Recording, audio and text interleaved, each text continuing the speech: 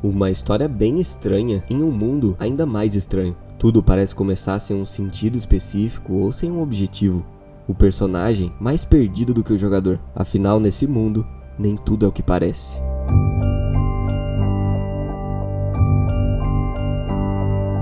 Seja muito bem-vindo à Penumbra. Você está assistindo a Dark Stories e hoje falaremos um pouco sobre Little Nightmares 2.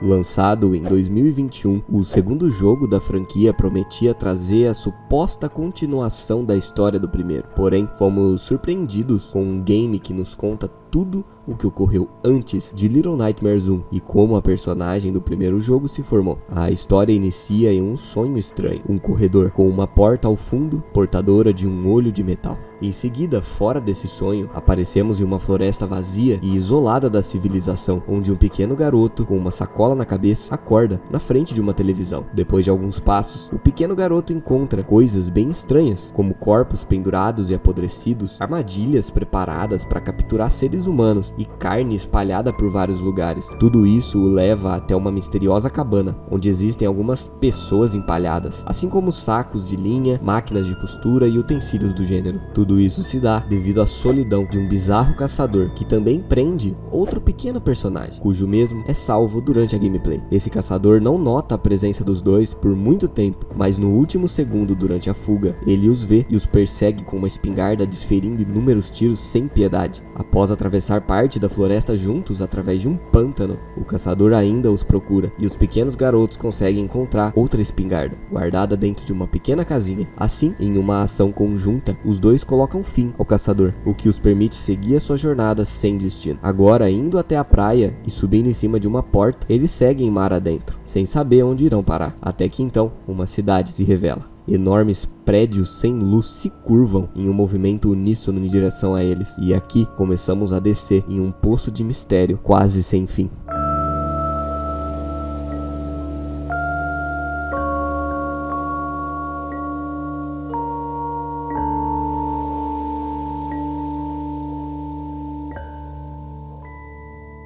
O ar pesado, assim como a escuridão, atinge esse ambiente de forma meio paranormal. O silêncio aqui chega a ser ensurdecedor. Como uma única opção, os personagens avançam, revelando inúmeras perguntas sem resposta. Vários conjuntos completos de roupa são encontrados em perfeito estado, até com sapatos, em bancos pela cidade, assim como em alguns estabelecimentos, como se os seres humanos ali tivessem sido abduzidos por algo durante a sua rotina diária. E durante o percurso é evidente que existe algo relacionado às televisões, já que o cenário é repleto delas, e alguns lugares possuem até mesmo várias empilhadas. Alguns minutos depois, o personagem principal revela estar conectado com essas TVs, chegando a tocar nela e vendo aquele mesmo corredor do seu sonho. Caminhando em frente, vielas e becos se abrem em uma escuridão cada vez mais densa, até que se revela um prédio que chama a atenção. Uma universidade. Lá dentro, crianças bizarras de porcelana quebrada são doutrinadas severamente por uma professora ainda mais macabra, que as trata quase como lixo. Seu pescoço estica como uma borracha, podendo observar tudo ao seu redor. Ela não parece nada contente com os pequenos invasores, que são vistos rapidamente logo após a chegada. No processo, um dos personagens é capturado pelas crianças de porcelana, mas conseguimos salvá-lo alguns minutos depois, planejando uma fuga, enganando a professora bizarra, que aparentemente não sai daquele local por nada.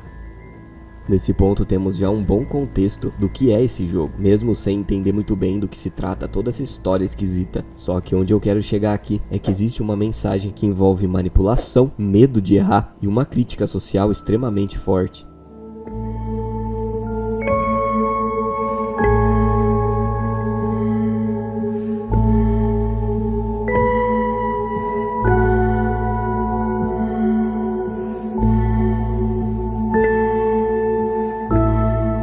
intrínseco no significado do game. Conseguimos absorver essa mensagem desde o início, lá na cabana do caçador. Ali, a solidão e a mágoa se fazem presente. Existe nele uma necessidade de companhia, assim como em todos nós. Não sabemos o que somos capazes de fazer na ausência de todas as outras pessoas ao nosso redor. Olhando por esse ponto, aquele caçador verdadeiramente não desejava outra coisa a não ser a sua própria morte. E o que os personagens fizeram não foi escapar dele, mas sim o libertar daquilo. Já na cidade, as pessoas viviam em suas vidas comuns, quase como uma espécie de piloto automático. Só que para vivermos seguindo um caminho, essa direção foi nos dada em algum momento. E tudo se iniciou lá na doutrina da escola. Já na vida adulta, essa fonte de informações acabou passando a ser justamente as TVs, afetando a forma como interpretamos a realidade. Digo isso porque mais pra frente na história, vemos que ainda existem algumas pessoas que ficaram para trás, porém elas não possuem rosto. Pessoas sem personalidade, sem opinião, sem alma, que sempre vagaram por nada, em busca de nada. Ainda um pouco mais pra frente, é possível notar corpos caindo dos prédios, assim como parece existir algum tipo de transmissão universal que fez aquilo com a cidade. E a questão principal dessa história toda é que tudo estranhamente se assemelha com a realidade que vivemos. Isso tudo durante a gameplay gera um sentimento estranho no jogador, como uma memória, algo que está na ponta da língua mas não sai, porque no fim o jogador sabe, nós sabemos do que se trata.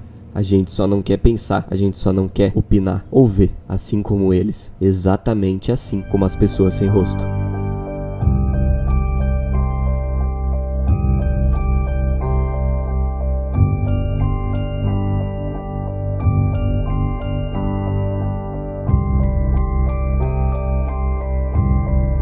Nesse ponto, parece até meio irônico dizer que temos uma beleza no terror de Little Nightmares 2. Apesar de macabro, o carinho para com a produção desse jogo tem o seu destaque e merece o reconhecimento que teve. Tudo no game se encaixa e vive, apesar de certa forma estar morto. A ambientação, a iluminação, a modelagem do cenário, dos personagens e das criaturas torna essa experiência única. Assim como o cenário 2D misturado com 3D, que é o grande charme de Little Nightmares. É impossível negar que o jogo segue inspirações históricas como Limbo e Inside, que marcaram a indústria, nos trazendo através das telas uma nova interpretação da realidade. E isso é feito em Little Nightmares de uma forma bem majestosa. Às vezes não parece, e às vezes nem percebemos isso, mas grande parte dos jogos tem uma alma, não estão ali por acaso, e eles passam pra gente uma mensagem que na maioria das vezes se encaixa perfeitamente em nosso contexto social. Já foram os tempos em que os jogos eram feitos apenas para apertar botões, dar risada e parar por aí. Os games são formas de arte, que tanto intrinsecamente quanto obviamente nos contam infinitas histórias de infinitos pontos de vista que cutucam a nossa percepção da realidade. E isso muitas vezes incomoda, e o jogo acaba em um misterioso sucesso, onde as explicações não passam de qualidade de gameplay ou uma discussão bem fútil se aquilo é bom ou ruim. Mas o melhor de tudo é que você que está assistindo esse vídeo ainda tem a oportunidade de jogar Little Nightmares 1 e 2, pois não contei nem metade da história do segundo jogo aqui. Aliás, tudo não termina por aí, já que o desenvolvimento do terceiro jogo da franquia foi confirmado.